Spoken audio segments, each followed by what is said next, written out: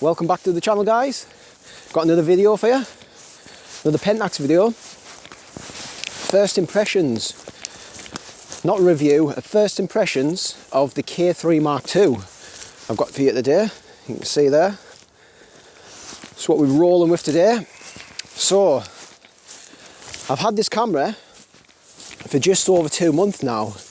It was round about Christmas time, or just after, I picked this up.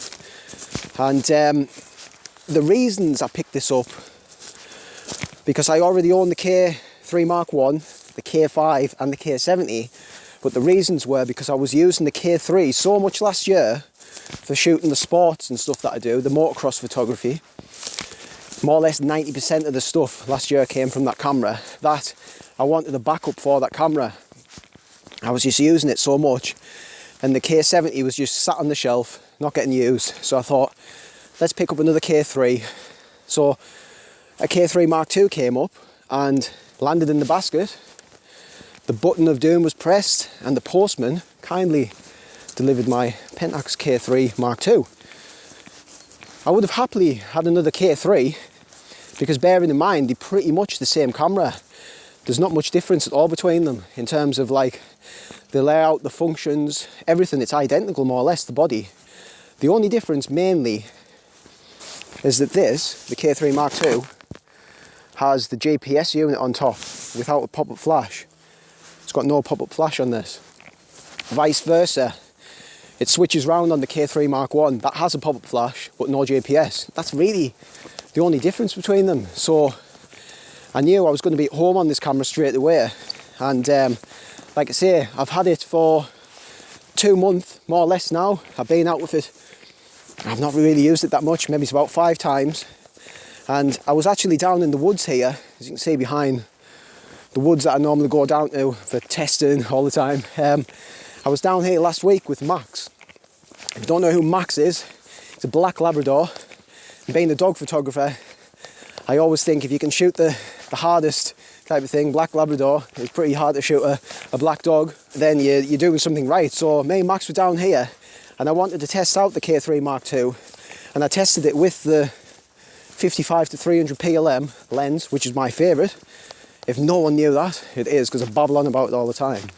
But I tested it with that lens one day, and I came down the next day with the DA Star 200 f2.8, and we were testing for things like, obviously, focus, autofocus tracking, stuff like that, and I wanted some action shots of.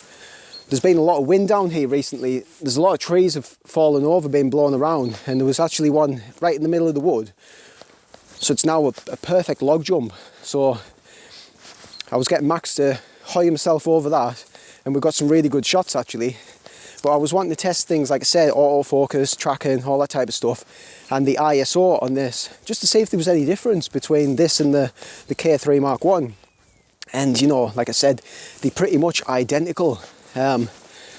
So for anyone who's got a K3 Mark I and you were thinking about upgrading to a Mark II, even though these are quite old cameras now, there's no point really, unless you want Astro built in, then do it.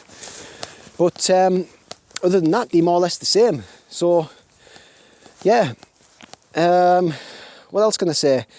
There's not much else I can say really at the moment. There's going to be loads of videos coming out this year, me at the track, using this camera, maybe some behind the scenes at the dog photography that I do, if I can get permission for that. And yeah, my opinion, will it change on this? I don't think going forward anything will change, because I know what I like.